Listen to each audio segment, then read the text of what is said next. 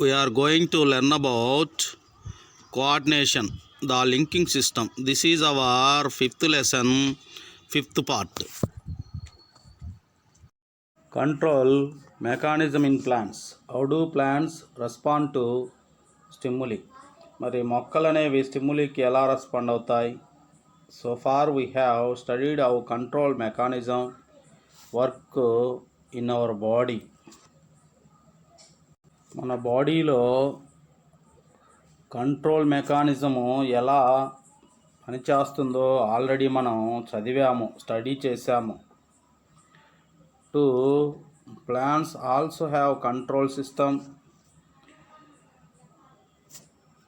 Let us find out by doing small activity. మరి మొక్కలలో కూడా ఇటువంటి కంట్రోలింగ్ సిస్టమ్ ఉందా అనేది స్మాల్ యాక్టివిటీస్ ద్వారా మనం చూద్దాం, నేర్చుకుందాం. Activity 4, touch the leave of mimosa pudica and observe the response of leaves. ఇక్కడ అత్తిపత్తి అనే ప్లాంట్ను చూస్తాం. దాన్ని టచ్ మీ నాట్ ప్లాంట్స్ అని కూడా అంటాము. దాని సైంటిఫిక్ నేము మైమోసా పూడికా. దాని కానీ ఒక్కసారి మనం టచ్ చేస్తే మనం ఏ అబ్జర్వేషన్ చేయొచ్చు అంటే అది రెస్పాండ్ అనేది, లీవ్స్ రెస్పాండ్ కావటం అనేది మనం పరిశీలించగలము. Are they folding? టచ్ చేసినప్పుడు పత్రాలు ఫోల్డ్ అయ్యాయా? If so, in which direction? ఏ డైరెక్షన్లో ఫోల్డ్ అయ్యాయి?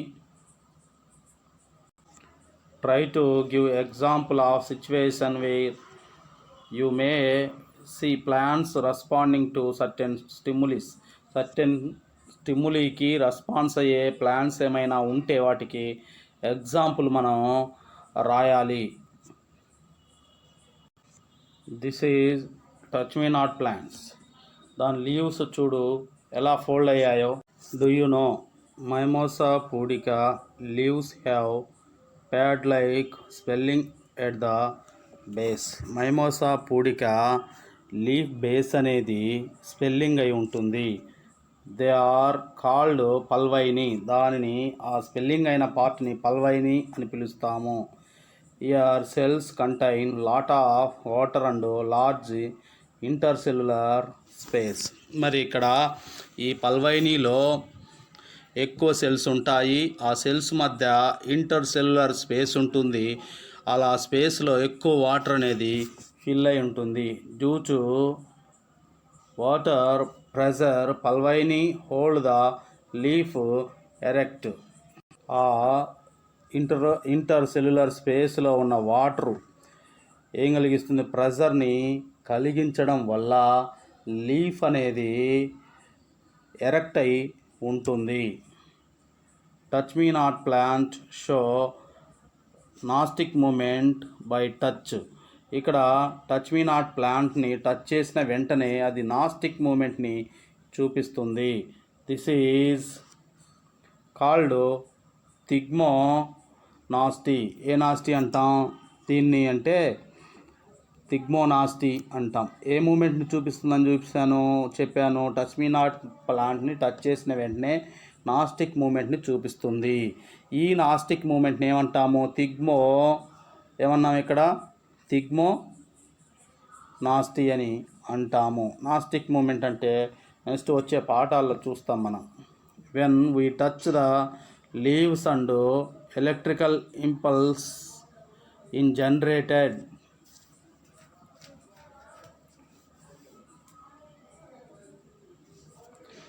మనం లీఫ్ని టచ్ చేసిన వెంటనే అక్కడ ఏమి ప్రొడ్యూస్ అవుతుందమ్మా అంటే ఎలక్ట్రికల్ ఇంపల్స్ అనేవి జనరేట్ అవుతాయి. This impulse act on plant hormone. ఈ ఇంపల్స్ అనేవి మొక్క హార్మోన్లపై ప్రభావితం చూపిస్తాయి. Because of this hormone water in the pulvini cells which are closer to the leaf vein migrate to other side of the cell. మనం ఎప్పుడైతే ఈ టచ్ మీ నాట్ ప్లాంట్ని టచ్ చేస్తామో ఆ పల్వైనీలో ఉన్న వాటర్ అంతా లీఫ్లో ఉన్న వెయిన్స్లోనికి వాటర్ మైగ్రేట్ అవుతుంది. అలా వాటర్ మైగ్రేట్ అయితే ఏం జరుగుతుంది అంటే then pulvini loss its firmness and leave became fold. అప్పుడు పల్వైని అనేది గట్టితనాన్ని కోల్పోతుంది, దానివల్ల లీఫ్ అనేది ఫోల్డ్ అవుతాయి. After 20-30 minutes water comes back, pulvini attains firmness and leaves became erect. ఈ వాటరు ఈ వెయిన్స్లోనికి మైగ్రేట్ అయిన వాటరు 20-30 నిమిషాల తరువాత పల్వైనీలోనికి వచ్చి చేరతాయి. అలా చేరిన తరువాత మరలా ఈ పల్వైని గట్టిపడి లీవ్స్ అనేవి ఎరెక్ట్ అవుతాయి. You might have observed the tendrils of plants growing towards a support. ప్లాంట్స్లో టెండ్రిల్స్ అనే పార్ట్స్ ఉంటాయి. అవి సపోర్ట్ని బేస్ చేసుకొని ముందుకి పెరుగుతాయి. Can you imagine how is it happening? ఇది ఎలా జరుగుతుంది? నువ్వు ఒకసారి ఇమాజినేషన్ చేయగలవా?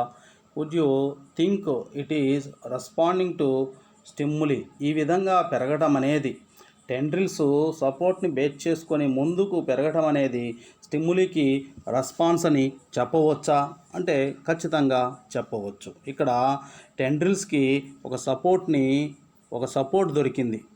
ఆ సపోర్ట్ దొరకటం స్టిమ్యులీ అయితే ఆ సపోర్ట్ని బేస్ చేసుకొని ఆ ప్లాంట్ ముందుకు పెరగటం అనేది రెస్పాండ్. కాబట్టి దీన్ని స్టిమ్యులీకి రెస్పాండ్ అని ఖచ్చితంగా చెప్పవచ్చు. Both plants and animals react various stimuli around them.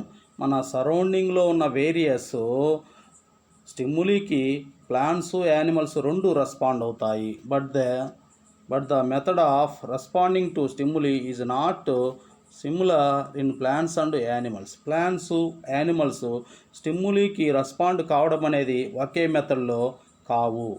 Higher animals respond to stimuli because they have nervous system and an endocrine system. అయితే హయ్యర్ యానిమల్స్లో స్టిమ్యులీకి రెస్పాండ్ కావడానికి నర్వ్ సిస్టము, ఎండోక్రైన్ సిస్టమ్ అనే రెండు ఉంటాయి. ఈ రెండు సిస్టమ్ ద్వారా స్టిమ్యులీకి రెస్పాన్స్ని యానిమల్స్ ఉత్పత్తి చేస్తాయి. Plants do not have well-defined nerves or endocrine system. మరి ప్లాంట్స్లో ఒక ఖచ్చితమైన నర్వ్ సిస్టము, ఎండోక్రైన్ సిస్టమ్ అనేది లేదు. They do have some mechanism of control by means of some chemicals or hormones. మొక్కలలో హార్మోన్స్ ద్వారా మెకానిజంని నియంత్రించే యంత్రాంగం ఉంటుంది. ఆల్రెడీ మనం చూసాం. మొక్కలలో జంతువుల లాగా నర్వ్ సిస్టము, ఎండోక్రైన్ సిస్టము ఉండదు.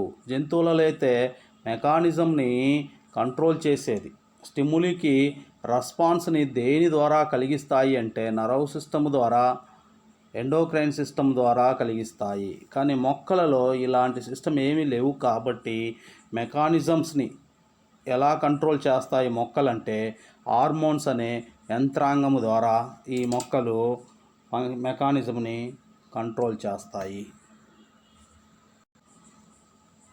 Plants can sense the presence of stimuli like light, heat, water, touch, pressure, chemicals, gravity, etc. Plants అనేవి light, heat, water, touch, pressure, chemicals, gravity మొదలైనవి కలిగించే స్టిమ్యులీకి రెస్పాన్స్ చూపటం అనేది ప్లాంట్స్లో జరుగుతుంది. The hormones present in the plants called phyto hormones. మరి ఇక్కడ ప్లాంట్స్లో ఉన్న హార్మోన్స్ని ఫైటో హార్మోన్స్ అని అంటాము. Control response towards the stimuli mentioned above. మరి పైన చెప్పిన వీటన్నిటిని కంట్రోల్ చేసేవి ఈ హార్మోన్లే. ఏం చెప్పాం పైన light, heat, water, touch, pressure, chemical, gravity. ఇవి కలిగించే స్టిములీకి రెస్పాండ్ అయ్యే మొక్కలు రెస్పాండ్ అవుతాయి. ఈ స్టిములీని కంట్రోల్ చేసేవి, ఈ స్టిములీకి రెస్పాన్స్ని ఉత్పత్తి చేసేవి ఏంటమ్మా అంటే హార్మోన్స్. ఆ హార్మోన్స్ని ఏ హార్మోన్స్ అంటాం? ఫైటో హార్మోన్స్ అని అంటాము. Phyto means plants. Phytohormones coordinate the activities of the plant, usually by controlling one or the other aspect of the growth of the plants. మరి ఈ హార్మోన్స్ అనేవి ప్లాంట్స్లో గ్రోత్ను కూడా ఏం చేస్తాయి? డిటర్మైన్ చేస్తాయి, నియంత్రిస్తాయి. So plants hormones are also called growth substances. కాబట్టి ఈ హార్మోన్స్లో గ్రోతింగ్కి సంబంధించిన సబ్స్టెన్సెస్ ఉన్నాయి. Some major plants hormones and their action are given in the following table. ఈ టేబుల్లో హార్మోన్స్ ఇచ్చారు. ఆ హార్మోన్స్ మొక్కల్లో ఏ ఫంక్షన్స్ని చేస్తాయో చూద్దాం, లేదా ఆ హార్మోన్స్ మొక్కల్లో ఎలాంటి యాక్షన్ని కలిగిస్తాయో చూద్దాము. First hormones, next uses. వాటి యూజెస్ ఏంటి? ఫస్ట్ ఆక్సిన్స్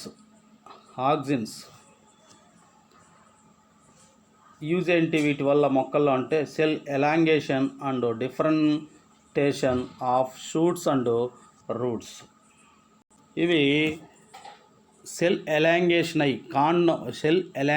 అవ్వటంలోనూ, అవి డిఫరెంటేషన్ని కలిగించడంలోనూ ఈ ఆక్సిన్స్ వర్క్ను చేస్తాయి. వీటిలో షూట్స్ అండ్ రూట్స్లో, షూట్స్ అంటే కాండపు కొన, ఓకేనా, వేరులో కాండపు కొనలలో పెరుగుదలను కలిగించడము, తర్వాత వేరు విభేదనాన్ని చూపించడంలో ఈ ఆక్సిన్ అనే హార్మోను ఉపయోగపడుతుంది. మరలా చెప్తున్నాను, ఆక్సిన్ అనే హార్మోను దేన్ని డిటర్మైన్ చేస్తుందంటే సెల్ ఎలాంగేషన్లో ఇన్వాల్వ్ అయ్యి ఏం చేస్తుంది? సెల్ ఎలాంగేషన్లో ఇన్వాల్వ్ అవ్వటం అంటే ఏంటంటే సెల్ ఎలాంగేషన్లో ఇన్వాల్వ్ అయ్యి ప్లాంట్ యొక్క గ్రోతింగ్ని డిటర్మైన్ చేస్తుంది ఆక్సిన్స్. మెయిన్గా దీని ఫంక్షన్ ఏంటంటే ప్లాంట్ యొక్క గ్రోతింగ్లో హెల్ప్ చేస్తుంది ఆక్సిన్ అనే hormone. Next cytokinin. Hormones uses. Auxins, cell elongation and differentiation of shoots and roots. ఇక్కడ ఏంటమ్మా అంటే షూట్, రూట్స్. అంటే షూట్స్ అంటే ఏంటి? కాండపు కొనలు వేరు పెరగడంలో, గ్రోత్ అవ్వడంలో హెల్ప్ చేసేది auxins. Next cytokinins promotes cell division, promotion of sprouting of lateral buds, delaying the aging in leaves, opening of stomata. ఈ సైటోకైనిన్లు అనేవి సెల్ డివిజన్ని ప్రేరేపించి, నెక్స్ట్ లేటరల్ బడ్స్ గ్రోతింగ్ని ప్రేరేపించడంలోనూ, నెక్స్ట్ లీవ్స్ అనేది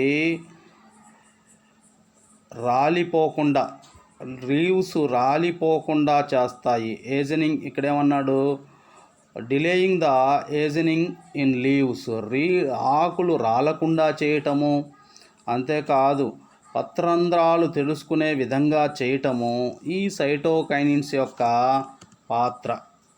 next gibberellins, germination of seeds and sprouting of buds, elongation of stem, stimulation of flowering, development of fruits, breaking the dormancy in seeds and buds. ఏంటి జిబ్బరిన్లు అంటే? సీడ్స్ని germination చేయటం, మొలకెత్తటంలో ప్రేరేపిస్తుంది, అంతేకాదు కాండము పెరుగుదలలో పాత్ర వహిస్తుంది, ఓకేనా. తర్వాత ఫ్లవరింగ్ ఏర్పడడంలో ప్రేరేపిస్తుంది. తర్వాత అంతేకాదు ఆ ఫ్లవరింగ్ ఫ్రూట్గా అభివృద్ధి చెందడంలో ప్రేరేపిస్తుంది. బడ్స్ తర్వాత సీడ్స్ని ఏం చేస్తాయి, డార్మెన్సీ నుంచి మేల్కొలుపుతుంది, డార్మెన్సీ నుంచి తొలగిస్తాయి. బడ్స్ని సీడ్స్ని డార్మెన్సీ నుంచి మేల్కొలుపుతాయి. అంటే ఏంటి, డార్మెన్సీ అంటే ఏంటి, నిద్రా వ్యవస్థలో ఉంటాయి. బడ్స్ విత్తనాలు నిద్రా వ్యవస్థలో ఉండి అవి ఎన్ని రోజులైనా మొలకెత్తకుండా ఉంటాయి. దాన్ని డార్మెన్సీ అంటాం. ఆ నిద్రా వ్యవస్థ నుంచి అంటే ఆ డార్మెన్సీ నుంచి ఈ హార్మోన్ అనేది మేలుకొలుపుతుంది. అప్పుడు అవి విత్తనాలు బడ్స్ అనేవి మొలకెత్తుతాయి. Next abscisic acid. Abscisic acid closing of stomata seed dormancy promoting ageing of leaves. ఇది ఏం చేస్తుంది, స్టమోటో క్లోజ్ అయ్యేటట్లు చేస్తుంది, ఆ సీడ్ని డార్మెన్సీలోనికి పంపిస్తుంది, తర్వాత లీవ్స్ రాలిపోయేటట్లు చేస్తుంది abscisic acid. Ethylene ripening of fruits అనేవి పక్వానికి వచ్చేటట్లు ఈ ఇథైలిన్ అనేది ప్రేరేపిస్తుంది. Discuss with your teacher about seed dormancy. Already seed dormancy అంటే చెప్పాను. సీడ్స్ అనేవి నిద్రావస్థలోనికి పోయేటట్లు అబ్సిసిక్ యాసిడ్ చేస్తుందని చూసాం. సీడ్ డార్మెన్సీ అంటే నిద్రావస్థలోనికి పోవటం. అలా నిద్రావస్థలోనికి పోయిన విత్తనాలు త్వరగా మొలకెత్తవు. అలా నిద్రావస్థలోనికి సీడ్ డార్మెన్సీలోనికి వెళ్ళిన విత్తనాలను జిబ్బరిల్స్ అనేవి మేల్కొల్పుతాయి, బ్రేకింగ్ చేస్తాయని చూసాము. Take a glass jar and fill with soil. ఇక్కడ గాజు జాడీని తీసుకొని దాన్ని మట్టితో నింపాలి. So a beans seed near the wall of the jar. జాడి గోడ అంచు వెంబడే ఉండేలా చిక్కుడు విత్తనాన్ని నాటాలి. జార్ యొక్క వాల్కి దగ్గరగా ఉండేటట్టు చిక్కుడు విత్తనాన్ని నాటాలి. This helps you to observe how root and shoot are growing. ఇలా చేయటం వల్ల విత్తనం మొలకెత్తడాన్ని, కాండం మరియు వేరు పెరుగుదలని చూడవచ్చు. After 4 to 5 days you will notice seed germination. ఈ విధంగా విత్తనాన్ని మనం నాటిన తరువాత 4 నుంచి 5 రోజుల తరువాత విత్తనం అనేది మొలకెత్తడం గమనిస్తాము. Keep the jar under the sun. మరి ఈ జార్ని ఎక్కడ పెట్టాలి, సన్లైట్లో పెట్టాలి, సూర్యరశ్మిలో పెట్టాలి. Observe how root and shoot gross.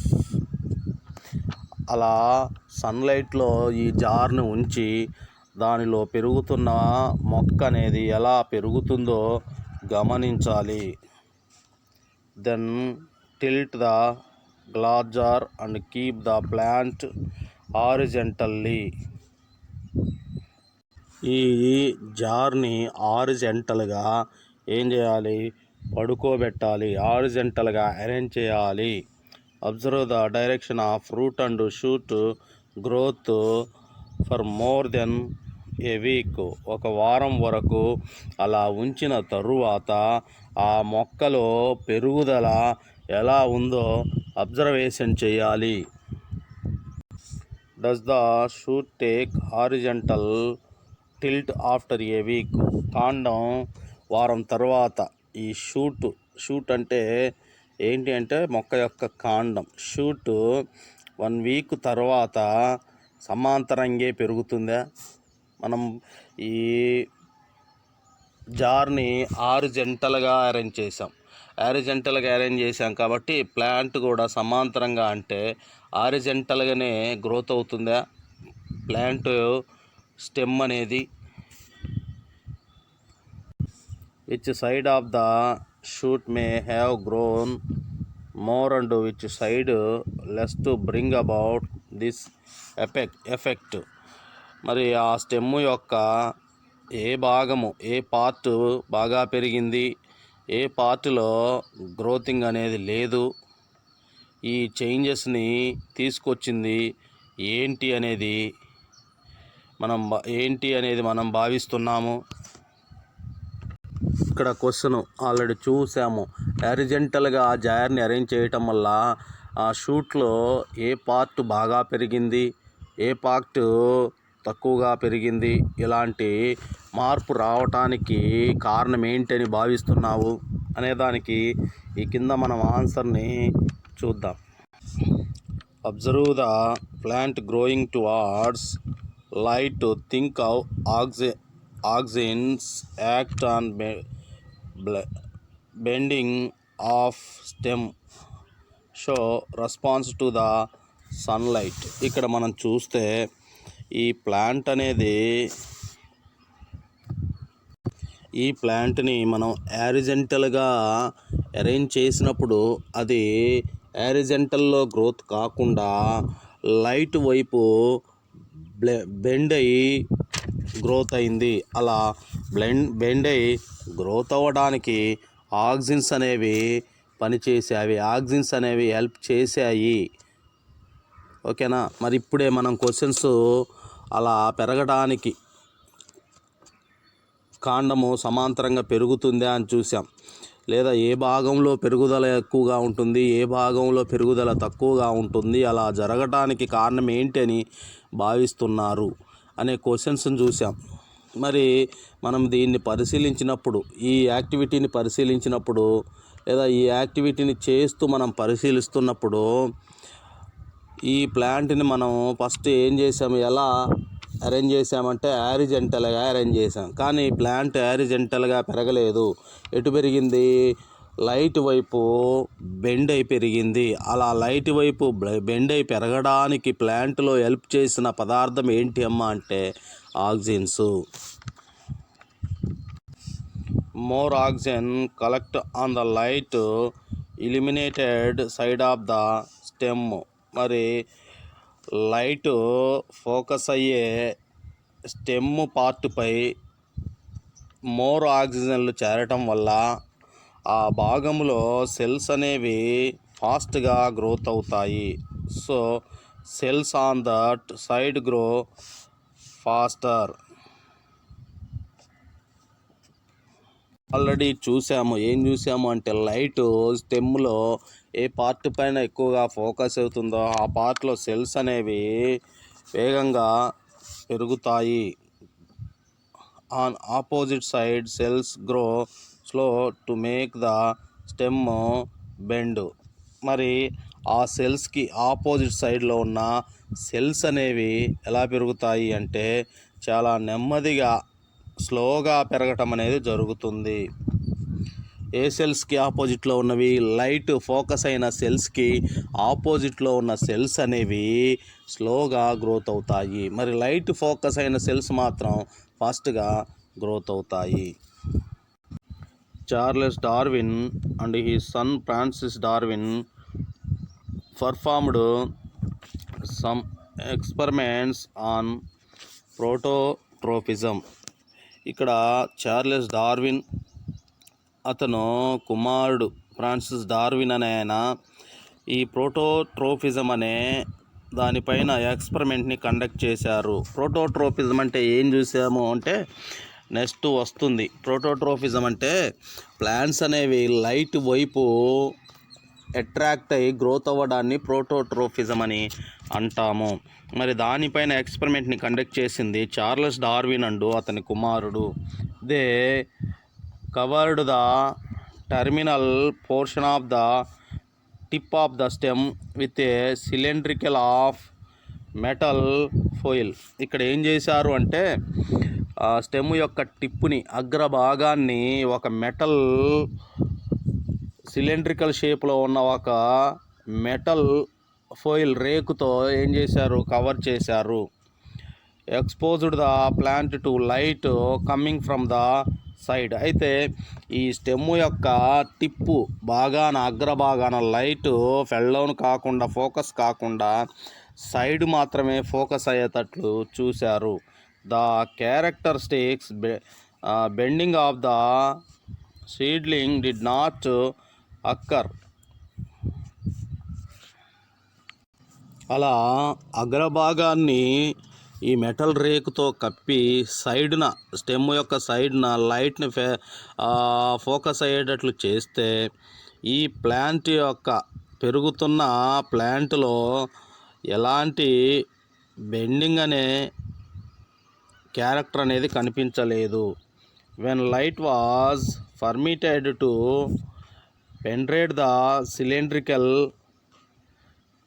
Cylinder bending occurred normally. మరి ఇప్పుడు ఏం చేశాడు అంటే, ఈ ఐరన్ మెటల్తో తయారు చేసిన ఈ ఫోయిల్లో ఒక సైడు ఏం చేశాడు, హోల్ని అరేంజ్ చేసి ఈ స్టెమ్ టిప్కి ఒక సైడ్ లైటు ఫెల్ డౌన్ అయ్యేటట్లు అరేంజ్ చేశాడు. ఇప్పుడు ఏం జరిగింది చూద్దాం. ఇలా ఒక సైడు ఈ రేకులో, ఈ సిలిండ్రికల్ రేకులో ఒక సైడు హోల్ని అరేంజ్ చేస్తే ఈ స్టెమ్ టిప్పు పార్ట్కి ఒక సైడు లైట్ అనేది ఫోకస్ అవుతుంది. అలా ఫోకస్ అవ్వటం వల్ల ఏం జరిగింది అంటే, ఈ స్టెమ్ యొక్క టిప్పు పార్ట్ ఆ లైట్ వైపు బెండ్ అయి పెరగటం గమనించాడు. They started that when seedling are freely exposed to later light, some influence is transmitted from upper to the lower part, causing the material to bend. ఈ విధంగా ఆ shoot tip అనేది light వైపు bend అయ్యి growth అవ్వడానికి ఏదో ఒక పదార్థము కింద నుంచి లైట్ వైపు అట్రాక్ట్ అవుతుందని, ఆ పదార్థము లైట్ వైపు గ్రోత్ అయ్యేటట్లు ఇన్ఫ్లుయెన్స్ చూపిస్తుంది అని వీరు ఎక్స్పెరిమెంట్ ద్వారా తెలుసుకున్నారు. చూడండి, ఈ విధంగా రేకుని అరేంజ్ చేశారు. ఓకే, ఫస్ట్ సైడ్ నుంచి లైట్ని అరేంజ్ చేయాలి. అప్పుడు ఇది బెండ్ అయ్యి లైట్ వైపు గ్రోత్ అవ్వాలి. ఇప్పుడు ఏం చేశారు, ఈ సైడ్ నుంచి హోల్ని అరేంజ్ చేసి ఆ సైడ్ నుంచి లైట్ అనేది ఈ స్టెమ్ పైన, షూట్ టిప్ పైన ఫెల్ డౌన్ అయ్యేటట్లు చేస్తే అది లైట్ వైపు ఏమైంది, బెండ్ అయ్యి గ్రోత్ అయ్యింది. కాబట్టి ఈ ఎక్స్పెరిమెంట్ ద్వారా ఫ్రాన్సిస్కి అతని కుమారునికి ఏమర్థమైందంటే, ప్లాంట్ పైన లైట్ ఫెల్ డౌన్ అయినప్పుడు ఆ లైట్ వైపు గ్రోత్ అయ్యేటట్లు చేసే ఏదో ఒక పదార్థము కింద నుంచి పైకి పనిచేస్తుంది అని, ఇన్ఫ్లుయెన్స్ చూపిస్తుంది అని వారు ఈ ఎక్స్పెరిమెంట్ ద్వారా తెలుసుకున్నారు. In 1926 the Dutch plant physiologist W. Wendt succeeded in separating this influence from the plant that produced it. మరి 1926లో డచ్ ప్లాంట్ ఫిజియాలజిస్ట్ అయిన డబ్ల్యూ వెంట్ అనే అతను ప్లాంట్ అనేది లైట్ వైపు బెండ్ అయ్యి గ్రోత్ అవ్వడానికి ఇన్ఫ్లుయెన్స్ చేసే ఆ మెటీరియల్ ఏంటో దాన్ని ప్లాంట్ నుంచి సపరేట్ చేశాడు. సపరేట్ చేయడంలో 1926లో సక్సెస్ అయ్యాడు ఈయన. Went cut off coleoptile tip from oat seedling.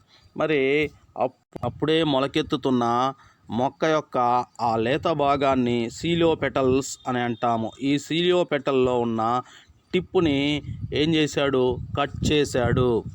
ఈ placed the tip on slice of agar and left them for about an hour. అలా కట్ చేసిన సీలియోపెటల్ టిప్పుని ఎక్కడ ఉంచాడు అంటే, అగార్ బాక్స్ని తీసుకొని బాక్స్ని కట్ చేసి ఆ బాక్స్ని కట్ చేసిన సీలియోపెటల్ పైన అరేంజ్ చేసి ఆ బాక్స్ పైన కట్ చేసిన టిప్పుని ఉంచాడు.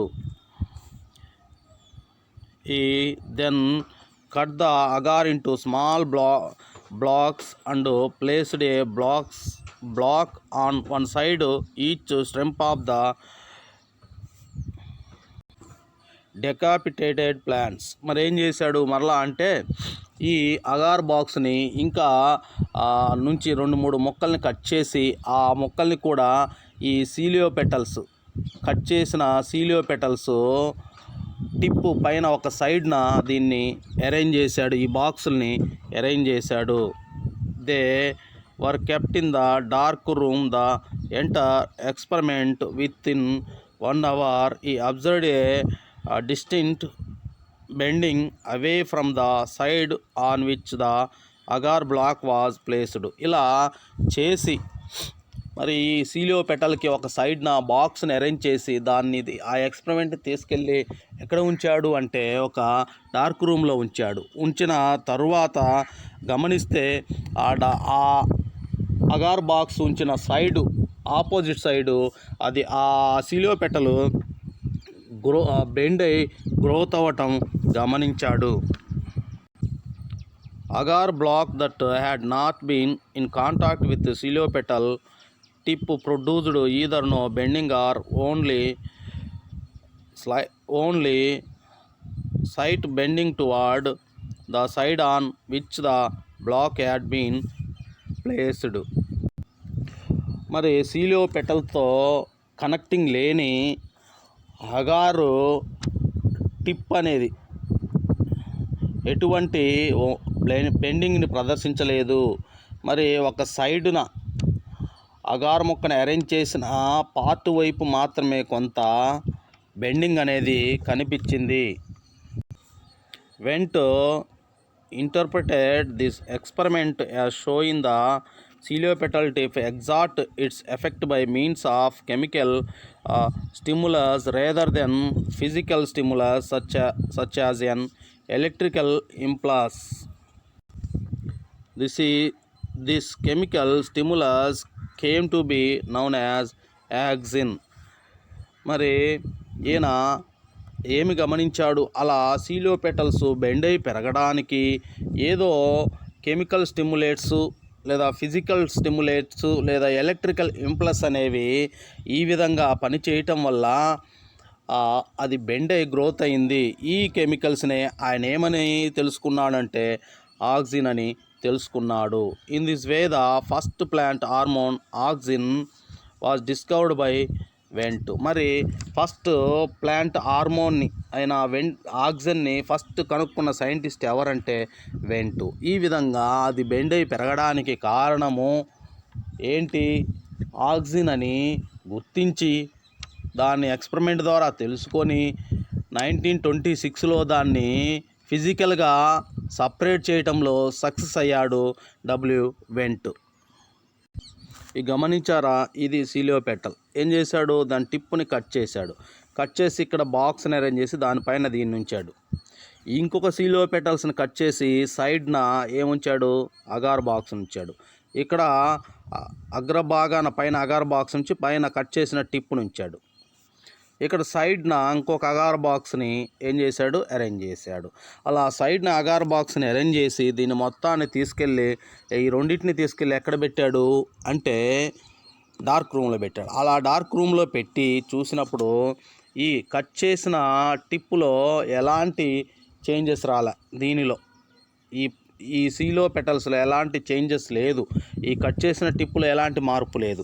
మరి సైడ్ ఉంచారు కదా, ఈ సైడ్ ఉంచిన ఈ ప్లాంట్లో ఈ సీలియో పెటల్స్ ఓకేనా బాక్స్ ఓపెన్ అయిన ఏరియా వైపు బెండ్ అయ్యి గ్రోత్ అవ్వటం గమనించాం.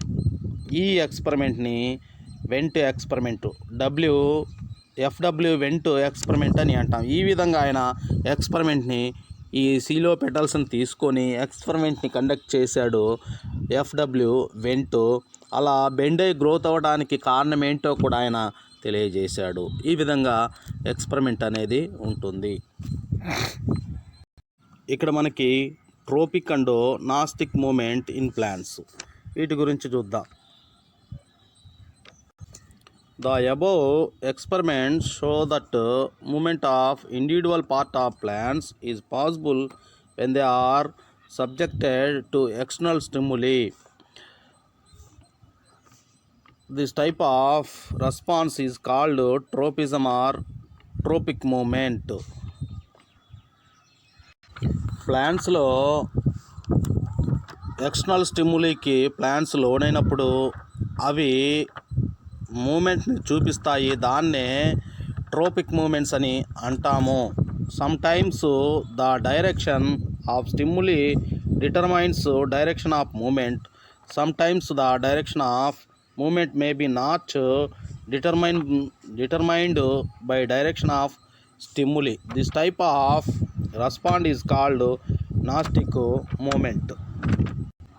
కొన్ని సమయాలలో మూమెంట్ అనేది స్టిమ్యులీ వైపు ఉంటుంది, కొన్ని సమయాలలో మూమెంట్ అనేది స్టిమ్యులీ వైపు ఉండదు. మరి స్టిమ్యులీ డైరెక్షన్లో మూమెంట్ లేకపోతే ఆ మూమెంట్ని ఏమంటాము అంటే నాస్టిక్ మూమెంట్ అంటాము. స్టిమ్యులీ డైరెక్షన్లో మూమెంట్ ఉంటే ఆ మూమెంట్ని ట్రోపిక్ మూమెంట్ ఆర్ ట్రోపిజం అని అంటాము.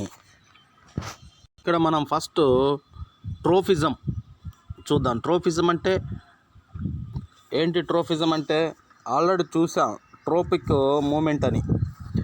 అంటే ఏంటి ట్రోఫిజం అంటే? అంటే స్టిమ్యులీ ఏ డైరెక్షన్లో అయితే ఉందో దాని యొక్క మూమెంట్ కూడా అదే డైరెక్షన్లో ఉంటే దాన్ని ట్రోఫిజం అని అంటాం. ఇక్కడ మనం ఫస్ట్ ఫోటోట్రోఫిజం అనేది చూద్దాం. Let us observe the growth of creeper plants near window. The shoots of creeper bend towards sunlight. Such type of response of plant to light is called phototropism. ఇక్కడ మనం చూస్తున్నాం ప్రోటోట్రోఫిజం అంటే ఏంటంటే ఈ క్రీపర్స్ అంటే భూమి మీద పాకుతూ పెరిగే మొక్కలు లేదా అదర్ ప్లాంట్స్ కానీ వాటిపైన లైట్ ఫోకస్ అయినప్పుడు, ఫెల్ డౌన్ అయినప్పుడు అవి లైట్ వైపు గ్రోత్ అవుతాయి. కాబట్టి ఇక్కడ స్టిమ్యులీ ఏ డైరెక్షన్లో ఉంది అంటే స్టిమ్యులీ ఏ డైరెక్షన్లో అయితే ఉందో లైటు ప్లాంట్పై ఫెల్ డౌన్ అయింది. ఓకేనా? స్టిమ్యులీ ఏ డైరెక్షన్లో అయితే ఉందో ప్లాంట్ అదే డైరెక్షన్లో గ్రోత్ అయితే దాన్ని ఏమంటాము? ట్రోఫిజం అంటాం. ఇక్కడ స్టిమ్యులీ ఏంటి? లైట్ కాబట్టి లైట్ని ఫోటో అంటాం కాబట్టి ఈ ట్రోఫిజాన్ని ఫోటోట్రోఫిజం అని అంటాం.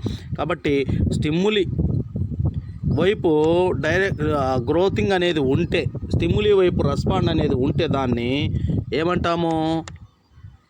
ట్రోఫిజం అని అంటాం. ఇక్కడ లైట్ ప్లాంట్ వైపు ఫెల్ డౌన్ అయింది కాబట్టి, ప్లాంట్ పైన ఫెల్ డౌన్ అయింది కాబట్టి ఈ లైట్ స్టిమ్యులీ కాబట్టి లైట్ వైపు ప్లాంట్ గ్రోత్ అవ్వడాన్ని ఏమన్నాము? ఆ ట్రోఫిజాన్ని ఫోటోట్రోఫిజం అని అంటాము. Next జియోట్రోఫిజం. We know that roots always growth downwards. This means that plant respond positively for gravitational force. This is called జియోట్రోఫిజం. మరి రూట్స్ ఎలా పెరుగుతున్నాయి అంటే భూమి లోపలికి, ఎర్త్ లోపలికి పెరుగుతున్నాయి. అంటే గ్రావిటేషనల్ ఫోర్సు ఈ రూట్స్ని అట్రాక్ట్ చేస్తూ ఉంటే గ్రావిటేషనల్ ఫోర్స్ వైపు రూట్ అనేవి గ్రోత్ అవుతున్నాయి. అంటే ఇక్కడ స్టిమ్యులీ వైపు రూట్స్ గ్రోత్ అవ్వటం అనేది మనం చూస్తున్నాం. ఇలాంటి ట్రోఫిజాన్ని జియోట్రోఫిజం అని అంటాము. If you observe plant which grow near a rock or wall sides, you notice that all roots are growing in one direction away from the rock or walls where water is available in the soil. This type of response to water is called hydrotrophism. ఇక్కడ రాళ్ళను కానీ గోడలను కానీ అంటిపెట్టుకొని పెరిగే మొక్కలలో ఉన్న వేర్లు నేలలోనికి చాలా దూరము పెరిగి నీరు ఎటువైపైతే ఉందో అటువైపు పెరగడానికి ఈ రూట్స్ ప్రయత్నం చేస్తాయి. ఇలాంటి రెస్పాన్స్నే, ఇలాంటి ట్రోఫిజాన్ని ఏ ట్రోఫిజం అంటాము అంటే హైడ్రోట్రోఫిజం. అంటే ఏంటి? వాటరు ఏ వైపు అయితే ఉందో రూట్ ఆ వైపు గ్రోత్ అవ్వడాన్ని ఏ ట్రోఫిజం అన్నాము అంటే హైడ్రోట్రోఫిజం అని అన్నాము. A very interesting thing in plants is movement of tendrils. All plants show positive response to prototrophism, but in keepers like cucumber, bitter gourd, the stem weak and thin. The plants cannot grow erect tendrils play a vital role, make the plant erect. Tendrils are thin thread-like growths on the leaves or stem of climbing plants. ఇక్కడ మనం గమనిస్తే అన్ని plants అనేవి ప్రోటోట్రోపిజాన్ని కలిగి ఉంటాయి. మరి కాబట్టి all plants show positive response to phototropism. అన్నీ ప్రోటోట్రోపిజానికి పాజిటివ్ రెస్పాన్స్ని చూపిస్తాయి. అయితే క్రీపర్స్ అయిన కుకుంబర్, బిట్టర్ గార్డ్ వీటి స్టెమ్ వీక్గా ఉంటుంది, చాలా థిన్గా ఉంటుంది. మరి ఇది ఎరెక్ట్ అయి పెరగలేదు. మరి ఇది ఎరెక్ట్ అయి పెరగడానికి విటల్ రోల్ వహించేది ఏంటమ్మా అంటే టెండ్రిల్స్. ఈ టెండ్రిల్స్ ఏదైనా సపోర్టు టచ్ అయినప్పుడు ఆ సపోర్ట్ని బేస్ చేసుకొని ఈ టెండ్రిల్స్ స్టెమ్ని ఎరెక్ట్గా పెరిగేటట్లు, స్ట్రైట్గా పెరిగేటట్లు చేస్తాయి. ఈ విధంగా సపోర్ట్ని బేస్ చేసుకొని గ్రోత్ అవ్వడాన్ని ఏమంటాము చూడండి. They grow towards support and wind around this type of make contact or touch is called thigmotropism. ఏమంటాము, ఈ టెండ్రిల్స్కి సపోర్ట్ అనేది దొరికినప్పుడు ఆ సపోర్ట్ని బేస్ చేసుకొని స్టెమ్ము ఎరెక్ట్గా గ్రోత్ అవ్వడాన్నే ఏమంటాము, థిగ్మోట్రోఫిజం అని అంటాము. ఇవి టెండ్రిల్స్ అమ్మ చూడండి. ఇవి సపోర్ట్ అరౌండ్ ఫామ్ అయ్యి ఈ స్టెమ్ని ఎరెక్ట్గా గ్రోత్ అయ్యేటట్లు హెల్ప్ చేస్తాయి. ఇలా సపోర్ట్ని బేస్ చేసుకొని సపోర్ట్ టచ్ కాగానే సపోర్ట్ని బేస్ చేసుకొని ఆ సపోర్టు వైపు ఈ స్టెమ్ అనేది గ్రోత్ అవ్వడాన్నే ఏమంటాము, థిగ్మోట్రోఫిజం అని అంటాము. If you taste the carpal of flower it is sweet. మరి ఫ్లవర్లో ఉన్న కార్పల్ పార్ట్ని చూస్తే అది చాలా టేస్ట్గా ఉంటుంది. Let us recall butterflies fluttering on flower for this nectar.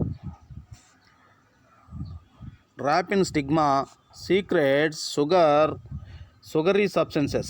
These chemical substances stimulates the pollen grains which falls on the stigma. Pollen grains responds to this stimulus as pollen tube grow to reach the oval for fertilization. This type of response chemical is called కీమోట్రోఫిజం. ఈ ఫ్లవర్లో carpal అంటే ovary చాలా స్వీట్గా ఉంటుంది. మరి స్వీట్గా ఉంటుంది. అయితే ఇది ఒక షుగర్ పదార్థాన్ని స్రవింపచేస్తుంది. మరి ప్లాంట్లో నెక్టార్ అనే పదార్థం ఉంటుంది కాబట్టి ఆ నెక్టార్ అనే పదార్థం కోసం ఇన్సెక్ట్స్ ప్లాంట్స్లోనికి చేరతాయి. ఆ ఇన్సెక్ట్స్ ద్వారా పోలన్ గ్రైన్స్ స్టిగ్మాకి రీచ్ అవుతాయి. స్టిగ్మాకి పోలన్ గ్రైన్స్ రీచ్ అయినప్పుడు ఆ పోలన్ గ్రైన్స్ నుంచి పోలన్ ట్యూబు స్టిగ్మా నుంచి ఓవరీలోనికి ఎలా గ్రోత్ అవుతుంది. అలా గ్రోత్ అవ్వడానికి కారణం ఏంటి అంటే అలా ఓవరీ వైపు పోలన్ గ్రైన్స్ నుంచి పోలన్ ట్యూబ్ గ్రోత్ అవ్వడానికి కారణం ఏంటంటే ఓవరీలో ఉన్న కెమికల్స్ పోలన్ గ్రైన్స్ని స్టిమ్యులేట్ చేశాయి. అలా స్టిమ్యులేట్ చేసినప్పుడు ఆ స్టిమ్యులీ వైపు పోలన్ ట్యూబ్ రెస్పాండ్ అయ్యి గ్రోత్ అవుతుంది. ఇలా కెమికల్ స్టిమ్యులీకి రెస్పాండ్ అయ్యి ఆ స్టిమ్యులీ వైపు పోలన్ ట్యూబ్ గ్రోత్ అవ్వడాన్నే ఏమన్నాము దాన్ని అంటే కీమోట్రోఫిజం అని అంటాము.